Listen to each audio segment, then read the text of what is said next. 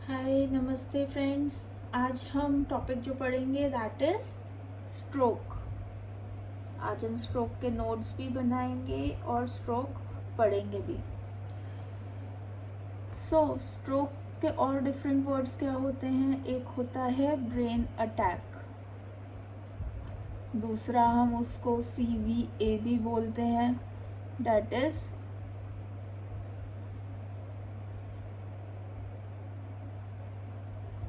सेरिब्रोवैस्कुलर accident. इसको brain stroke भी बोला जाता है, क्योंकि भाई इतनी गर्मी है इंडिया में तो उसमें हीट स्ट्रोक भी होता है, तो ये हीट स्ट्रोक नहीं है, हम ब्रेन स्ट्रोक पढ़ रहे हैं। ठीक है, अब सबसे पहले आएगी इसकी डेफिनेशन। तो इसकी डेफिनेशन क्या है? It is a sudden loss of neurological function caused by interruption of blood flow to the brain। मैं इसको थोड़ा सा और एडजस्ट कर लेती हूँ ताकि आपको अच्छे से दिखे। ठीक है, इसका मतलब समझ में आया। स्ट्रोक होता क्या है? जिसमें सडन एकदम से न्यूरोलॉजिकल फंक्शंस का लॉस हो जाता है। और वो होता क्यों है? क्योंकि ब्लड फ्लो जो ब्रेन को जा रहा है उसका इंटरप्शन हो जाता है। अब इंटरप्शन किस तरह से हो सकता है, तो इस चीज़ पे आ जाएंगे हम, टाइप्स ऑफ स्ट्रोक। ठीक है, स्ट्रोक के मेन बड़े बड़े दो ही कारण होते हैं जो टाइप्स ऑफ स्ट्रोक भी होता है। सबसे पहले हम बोलेंगे इश्चेमिक स्ट्रोक। ठीक है, इश्चेमिया आपको पता है क्या होता है? ये होता है जब हमारा ब्लड फ्लो जो है ब्रेन में नहीं जाता। क्यों नहीं जाता? क्योंकि वहाँ पे कोई क्लॉट बन गया है और उसकी वजह से हमारा ब्लड फ्लो इम्पेयर हो गया है। ये जो है ये मोस्ट कॉमन कॉज है और अप्रॉक्सीमेटली 80% जो पेशेंट्स होते हैं वो उसमें इश्चेमिक स्ट्रोक ही पाया जाता है। ठीक है, इसमें क्या होगा? क्लॉट जो है ब्लॉक कर देगा और ब्लड फ्लो कम हो जाएगा। फिर ब्लड फ्लो कम होने से क्या होगा? जो ब्रेन को ऑक्सीजन एंड न्यूट्रिएंट्स चाहिए वो नहीं मिलेंगे या बहुत कम हो जाएंगे। रुकिए, मैं एक बार और इसको अच्छे से एडजस्ट कर देती हूँ। ओके, ठीक है। और दूसरा टाइप क्या है? दूसरा टाइप है हेमोरेजिक। ठीक है, तो जो ये बाकी 20% बचे, 20% पेशेंट्स में हेमोरेजिक स्ट्रोक होता है।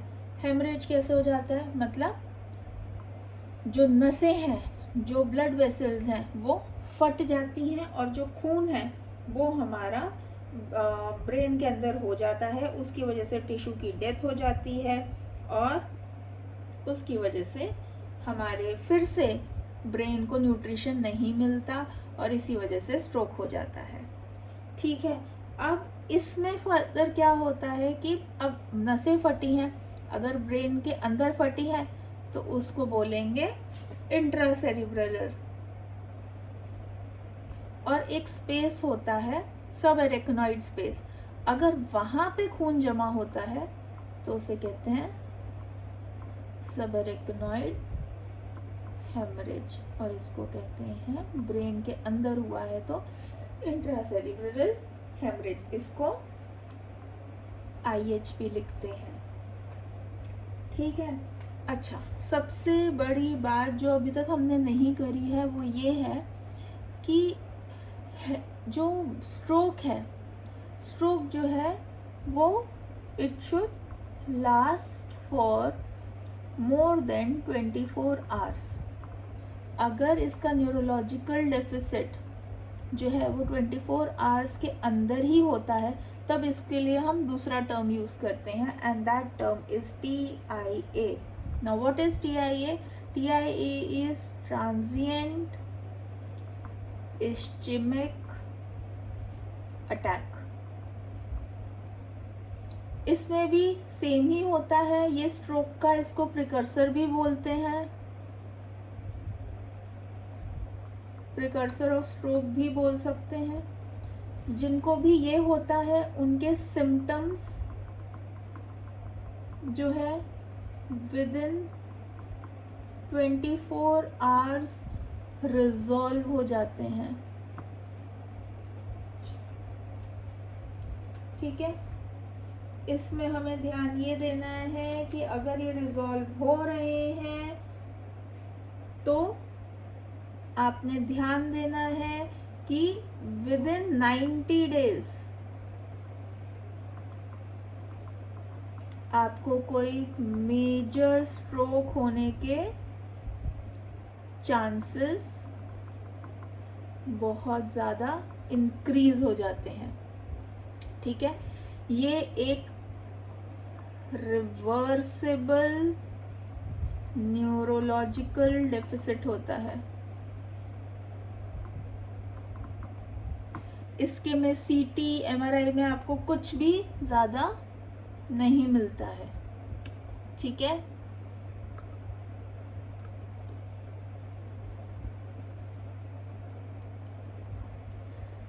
ठीक है. इसके बाद बात करते हैं एटियोलॉजी की या फिर एपिडेमियोलॉजी की. सॉरी यार, अच्छा, एपिडेमियोलॉजी में क्या होता है? एपिडेमियोलॉजी में हम आपको ये बताते हैं कि ये कितना परसिस्ट कर रहा है, कितना लीडिंग कॉज है. तो आप ये समझ लीजिए कि ये 3rd लीडिंग कॉज है.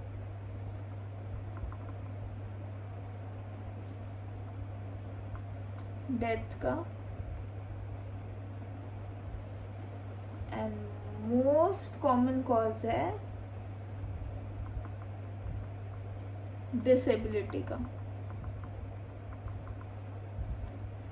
बट ये है अमंग यूएस के जो एडल्ट्स होते हैं वहाँ पर मोस्ट कॉमन कॉज डिसेबिलिटी का यही है, स्ट्रोक, और 3rd leading cause of death का. अब अगर हम बात करते हैं इंडिया की, ठीक है, देखिए हम ऐसे करते हैं. ठीक है, अगर हम बात करें इंडिया की, तो इंडिया में ये 2nd लीडिंग कॉज है क्रॉनिक डिसेबिलिटी का.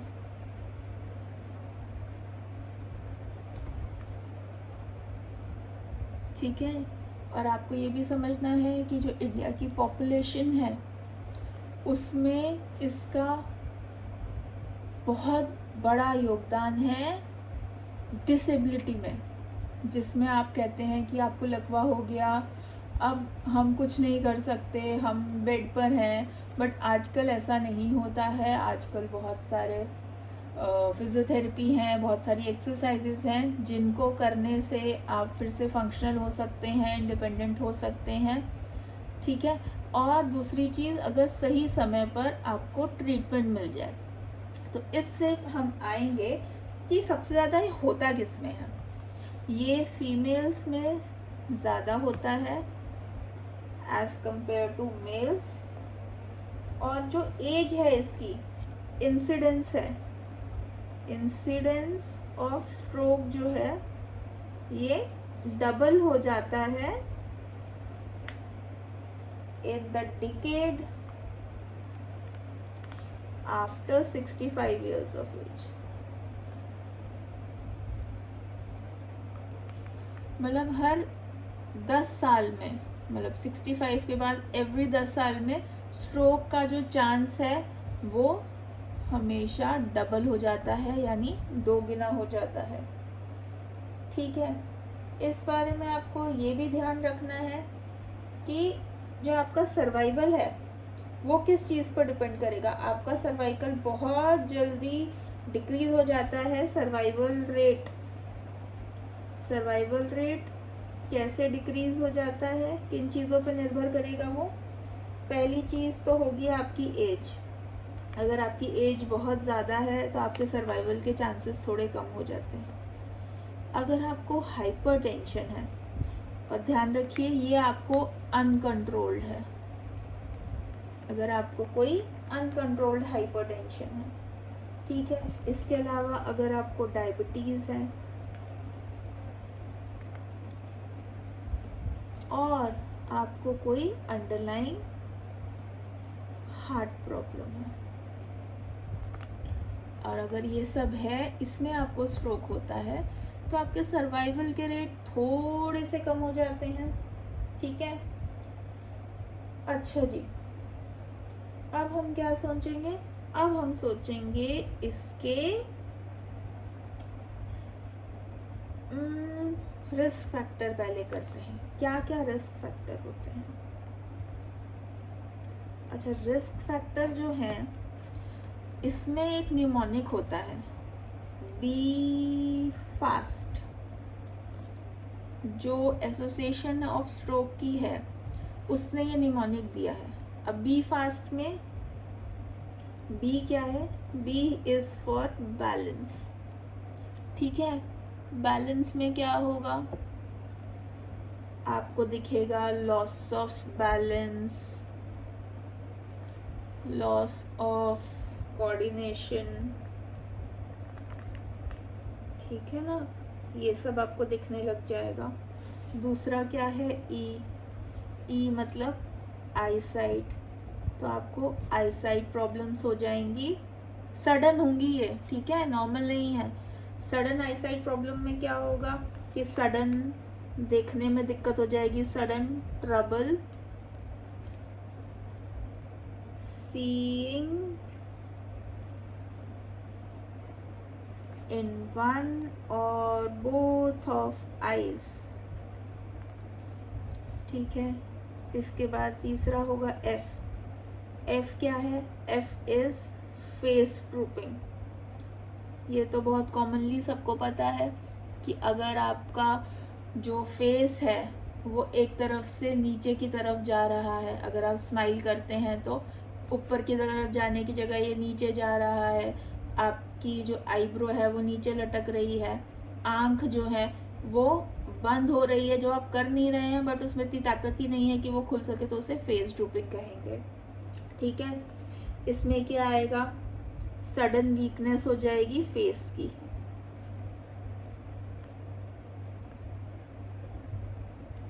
ठीक है, अब चौथा क्या आएगा? ए इज आर्म। इसमें सडन वीकनेस या नमनेस इन आर्म हो जाएगी, स्पेशली वन साइड की। ठीक है, उसके बाद आया एस इज स्पीच। आपको जो है सडन स्पीच ट्रबल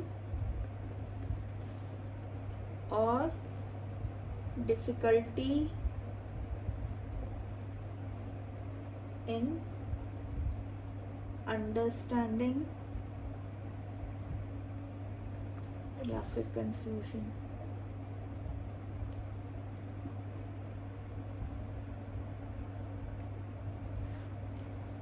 ठीक है, अब आखिरी आया टी। इस टी का मतलब है टाइम टू एक्ट। ये बहुत प्रीशियस है। अगर आपको कोई इंसान आपके सामने बैठा है आपके ऑफिस में, बस स्टॉप पे या फिर कहीं भी मॉल पे, और अगर आपको सामने देख के लग रहा है उन्हें नहीं समझ में आ रहा, क्योंकि हो सकता है उनका स्टेट कंफ्यूज्ड हो, उनको हेडेक हो रहा हो सडनली बहुत ज़्यादा, मगर वो कुछ बता नहीं पा रहे हैं, और आपको ऐसा दिख रहा है कि बैठा बैठा यार उसका जो है आम उठने में दिक्कत कर रहा है, या फिर वो खा रहा था उसका एक तरफ से निकलना शुरू हो गया है, या बोलते बोलते वो सडनली मरमर करने लग गया है, या उसकी स्पीच जो वो बोल रहा है वो बिल्कुल क्लियर नहीं है, तो ये साइन है, बहुत अर्ली साइंस हैं, वार्निंग साइंस हैं स्ट्रोक होने के, इसलिए आपको एक्ट करना है फास्ट। इसका जो गोल्डन टाइम है that is less than 4.5 hours या फिर 2 hours। ठीक है, अगर ये इतने में हो गया, पकड़ में आ गया, एम्बुलेंस ने फटाफट पहुंचा दिया हॉस्पिटल, तो आप यकीन मानिए उसकी जान भी बच सकती है, साथ में उसको कोई न्यूरोलॉजिकल डेफिसिट जो हो सकता था वो भी काफ़ी कम हो जाता है। ठीक है, अब नेक्स्ट रिस्क फैक्टर्स के बाद आएगा इटियोलॉजी। इटियोलॉजी मतलब मेन कॉज। क्या है मेन कॉज? सबसे बड़ा कॉज है एथेरोस्क्लेरोसिस।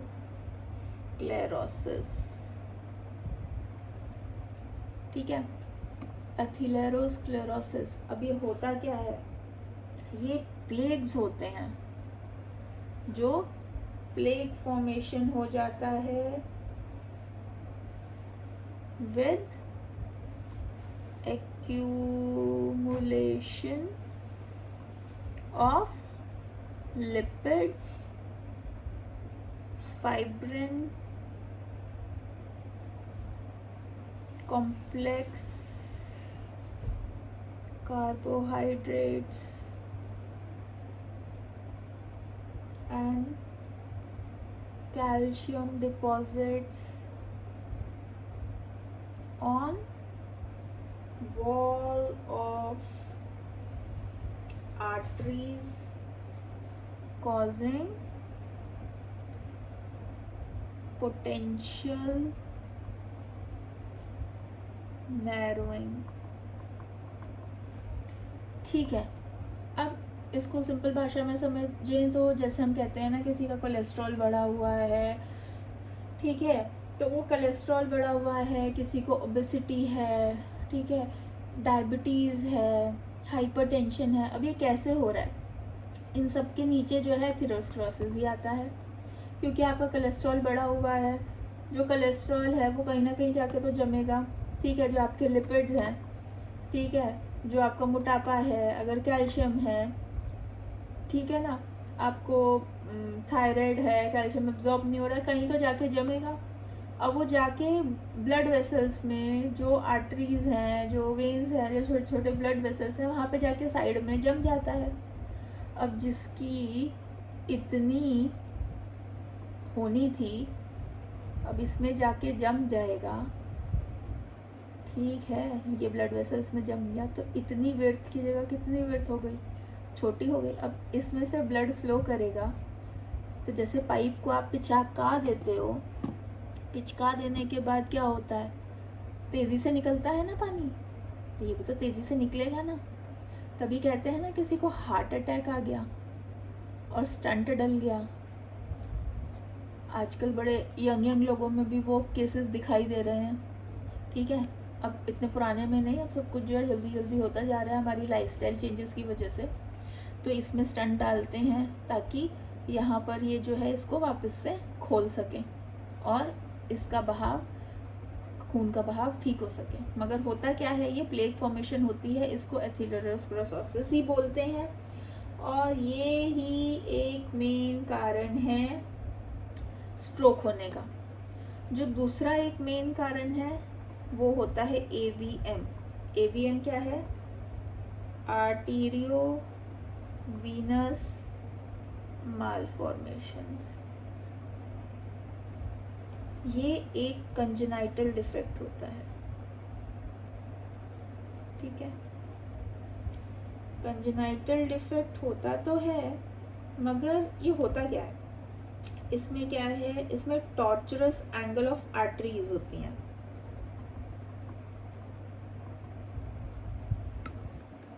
ठीक है ना, दिख रहा है ना, angles of arteries and when with agenesis of interposing capillary system। अच्छा, अब ये है क्या? ये कुछ नहीं है, एवीएम वाल फॉर्मेशन जो होती है, जो आपको नाम से पता लग रहा है, जो आर्टरी और वीनस है, जो आर्टरी और वेन्स है, उसका एक टॉर्चरस एंगल बन जाता है, ठीक है ना, और उसमें कैपिलरी सिस्टम का एजेनेसिस हो जाता है। अब ये कंजेनाइटल होता है, तो फिर ये बाद में कि ये क्यों दिक्कत करता है? क्योंकि जैसे जैसे जैसे जैसे एज बढ़ती है, इसमें प्रोग्रेसिव डायलिटेशन हो जाता है, और जैसे इसमें डायलिटेशन होता जाएगा, ये और वीकन होती चली जाएगी, ये और वीकन होती चली जाएगी, तो इसमें रप्चर के चांसेस हो जाते हैं, ठीक है। और अगर ये ब्रेन के अंदर रप्चर हो गई, ठीक है, एवीएम अगर रप्चर हो गया, तो हेमरेजिक स्ट्रोक होने के बहुत चांसेस होते हैं। ओके, चलिए अब इसके बाद हमें क्या करना है? इसके बाद हम इसके सेरेब्रल ब्लड फ्लो के बारे में पढ़ेंगे, बट आज इतना ही। सर्कल ऑफ विलिस के बारे में हम अगले पार्ट में पढ़ेंगे। Okay, bye.